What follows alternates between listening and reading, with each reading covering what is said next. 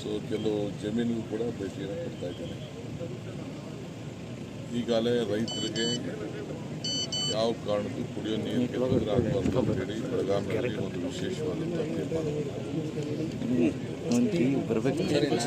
ಆಲ್ಮಟ್ಟಿ ಒಂದು ಬಿಟ್ಟರೆ ಇನ್ನೆಲ್ಲೂ ಕೂಡ ಇನ್ನೂ ಒಳ್ಳೆ ವಾತಾವರಣ ಬರ ಹೆಚ್ಚಿಗೆ ಆಗ್ತಾ ಇದೆ. ಈ ಭಾಗದಲ್ಲೂ ಕೂಡ ಭಾಳ ಬರ ಇನ್ನು ನಮಗೆ ಕಾಣ್ತಾ ಇದೆ. ಸೊ ಅದಕ್ಕೆ ಏನು ಮಾಡಬೇಕು ಮುಂಜಾಗ್ರತೆಯಾಗಿ ಅಂತೇಳಿ ಚರ್ಚೆ ಮಾಡಲಿಕ್ಕೆ ಇವತ್ತೆಲ್ಲ ನಮ್ಮ ಜನಪ್ರತಿನಿಧಿಗಳು ಕೂಡ ನಾವೆಲ್ಲ ಆಹ್ವಾನ ಕೊಟ್ಟಿದ್ದೇನೆ. ಅಧಿಕಾರಿಗಳು ಕೂಡ ಎಲ್ಲ ಅಧಿಕಾರಿಗಳು ಕೂಡ ಮಾಹಿತಿಗಳನ್ನು ಚರ್ಚೆ ಮಾಡಿಬಿಟ್ಟು ನಿಮ್ಮ ಹತ್ರ ಏನು ವಿಚಾರ ತಿಳಿಸ್ಬೇಕು ಅಂತೇಳಿ ತಿಳಿಸ್ತೇನೆ. ನಾಳೆ ಇಲ್ಲಿ ಸುಧಾಕರ್ ಅವರ ನುಡಿ ನಮನ ಕಾರ್ಯಕ್ರಮವನ್ನು ನಾನು ಇಟ್ಕೊಂಡಿದ್ದೇನೆ.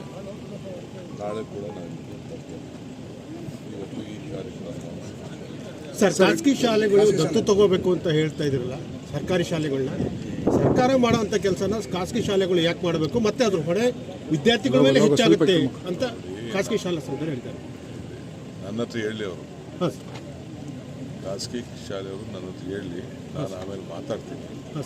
ಅದು ನನಗೂ ಅವ್ರಿಗೂ ಇರೋಂಥ ಒಂದು ಒಪ್ಪಂದ. ಖಾಸಗಿ ಅಂದರೆ ಎಲ್ಲ ಶಾಲೆಗೂ ಅಲ್ಲ, ಎಲ್ಲ ಶಾಲೆಗೂ ಅಲ್ಲ, ಅದೊಂದು ಲಿಮಿಟೇಷನ್ ಇದೆ. ಕೆಲವು ಒಳ್ಳೊಳ್ಳೆ ಶಾಲೆಗಳು ಹಳ್ಳಿ ಗ್ರಾಮೀಣ ಪ್ರದೇಶದ ಶಾಲೆಗಳಿಗೆ ಅವ್ರ ಮಟ್ಟಕ್ಕೆ ತೆಗೆದುಕೊಂಡು ಹೋಗ್ಬೇಕು. ಸಪೋಸ್ ಯಾವುದೋ ಒಂದು ಬೆಂಗಳೂರಲ್ಲಿ ಶಾಲೆ ಇದೆ, ದೊಡ್ಡ ದೊಡ್ಡ ಶಾಲೆ, ಅನುಕೂಲವಾದ ಶಾಲೆ, ಒಳ್ಳೊಳ್ಳೆ ಫೀಸ್ ತಗೋತಾ ಇದ್ದಾರೆ.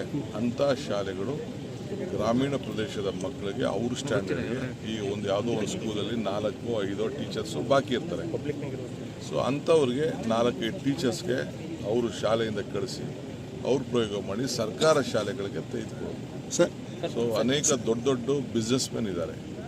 ಒಂದು CSR ಪಾಲಿಸಿ ಮಾಡಿದ್ದೀವಿ.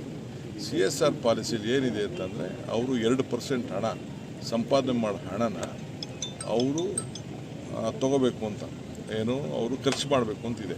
ಒಂದು ಏನೇನೋ ಕ್ರೈಟೀರಿಯಾ ಇದೆ, ಯಾವುದಾದ್ರು ಕೆಲಸಗಳಿಗೆ ಮಾಡ್ಬೋದು ಅನ್ನೋದು ಕ್ರೈಟೀರಿಯಾ. ನನ್ನ ಉದ್ದೇಶ ಏನಪ್ಪ ಅಂತಂದರೆ ಫಸ್ಟು ಪ್ರೈಮರಿ ಎಜುಕೇಷನ್ ಬೆಂಗಳೂರಿಗಾಗಲಿ ಚಿತ್ರದುರ್ಗಕ್ಕಾಗಲಿ ದಾವಣಗೆರೆಗಾಗಲಿ ಹಳ್ಳಿಯಿಂದ ವಿದ್ಯಾಭ್ಯಾಸಕ್ಕೋಸ್ಕರ ಜನ ವಲಸೆ ಬರೋದನ್ನ ತಪ್ಪಿಸ್ಬೇಕು ಅಂತ, ಹಳ್ಳಿ ಮಕ್ಕಳಿಗೆ ಬೆಂಗಳೂರು ಮಟ್ಟದ ವಿದ್ಯಾಭ್ಯಾಸ ಸಿಗಬೇಕು ಅಂತ, ದಾವಣಗೆರೆ ಮಟ್ಟದ ವಿದ್ಯಾಭ್ಯಾಸ ಸಿಗಬೇಕು ಅನ್ನೋ ದೃಷ್ಟಿಯಿಂದ ನೀವು ಪ್ರತಿಯೊಬ್ಬರು ದತ್ತು ತೆಗೆದುಕೊಳ್ಳಿ ಅಂತ ಹೇಳ್ತೀನಿ. ನನಗೂ ಅವ್ರಿಗೂ ಒಪ್ಪಂದ ಆಗಿದೆ. ಹಿಂದೆ ನಾನು ಬೇರೆ ಸಂದರ್ಭದಲ್ಲಿ ಅವ್ರಿಗೇನೋ ಮಾತುಕತೆ ಮಾಡಿದ್ದೇನೆ. ನೀವು ಒಂದೊಂದು ಏನು ಈಗ ಎಷ್ಟೋ ದೊಡ್ಡ ದೊಡ್ಡ ಸಂಸ್ಥೆಗಳಿದೆ, CBC ಸ್ಕೂಲ್ಗಳಿದೆ, ICC ಸ್ಕೂಲ್ ಇದೆ, ಅವ್ರ ಮಟ್ಟದ ಒಂದು 4 ಜನ ಮೇಷ್ಟ್ರುಗಳು ಯಾವುದೋ ಸ್ಕೂಲಲ್ಲಿ, ಈಗ ರಘುಮೂರ್ತಿ ಕ್ಷೇತ್ರದಲ್ಲಿ ಯಾವುದೋ ಒಂದು ಮೂಲೆ ಒಂದು ಹಳ್ಳಿ ಇದೆಯಪ್ಪ, ಹಳ್ಳಿಲಿ ಮೇಷ್ಟ್ರಿಲ್ಲ ಅಂತ ಒಂದು ಕೊರತೆ ಇದೆ. 50,000 ಮೇಷ್ಟ್ರಿದೆ. ಸರ್ಕಾರ 1,40,000 ರೂಪಾಯಿ ಒಂದು ಮಗುಗೆ ಖರ್ಚು ಮಾಡ್ತಾಯಿದೆ. ಆದರೂ ಕೂಡ ನಾವು ಕ್ವಾಲಿಟಿ ಎಜುಕೇಷನ್ನ ಮೊದಲಿಂದನೂ ನಾವು ಮಾಡೋಕ್ಕಾಗಲಿಲ್ಲ. ಆ ದೃಷ್ಟಿಯಿಂದನೇ ನಾವು ಪ್ರೈವೇಟ್ ಅವ್ರಿಗೆ ರಿಕ್ವೆಸ್ಟ್ ಮಾಡ್ತೀವಿ. ಅವರೆಲ್ಲ ಭಾಳ ಸನ್ನದ್ಧರಾಗಿದ್ದಾರೆ, ಅವ್ರು ಮಾಡ್ತಾರೆ. ಕ್ಯಾಬಿನೆಟ್ ವಿಸ್ತರಣೆ ಯಾವಾಗ ಆಗುತ್ತೆ? ಒಂದು ವಾರ. ನೀಟ್ ಪ್ರಶ್ನೆ ಪತ್ರ ಸೋರಿಕೆ ವಿಚಾರಕ್ಕೆ ಸಾಕಷ್ಟು ಪ್ರತಿಭಟನೆ ಮಾಡಿದ್ರು ಸರ್. ಈಗ BJP ಅವರು ಕಾಂಗ್ರೆಸ್ ಕಚೇರಿಗಳ ಮುಂದೆ ಪ್ರತಿಭಟನೆ ಮಾಡ್ತಾ ಇದ್ದಾರೆ. ಅವ್ರಿಗೆ ಅವಮಾನ ತಡೆಯೋಕ್ಕಾಗ್ತಾ ಇಲ್ಲ. ಪ್ರಧಾನಮಂತ್ರಿಗಳು ಈಗ ಕಣ್ ತೆರೆದಿದ್ದಾರೆ. ನಾವು ಪಾರ್ಲಿಮೆಂಟಲ್ಲಿ ಚರ್ಚೆ ಮಾಡಿ ಅಂತ ಹೇಳ್ತಾ ಇದ್ದೀವಿ. ಕೇಸ್ನ ವಾಪಸ್ ಎತ್ಕೊಳ್ಳಿ ಅಂತ ಹೇಳ್ಬೇಕು ನಾವು. ಮಂತ್ರಿಗಳು ರಾಜೀನಾಮೆ ಕೊಡಬೇಕು ಅಂತ ಹೇಳ್ಬೇಕು ನಾವು. ಅದಕ್ಕೆ ನಾವು ಬದ್ಧರಿದ್ದೇವೆ.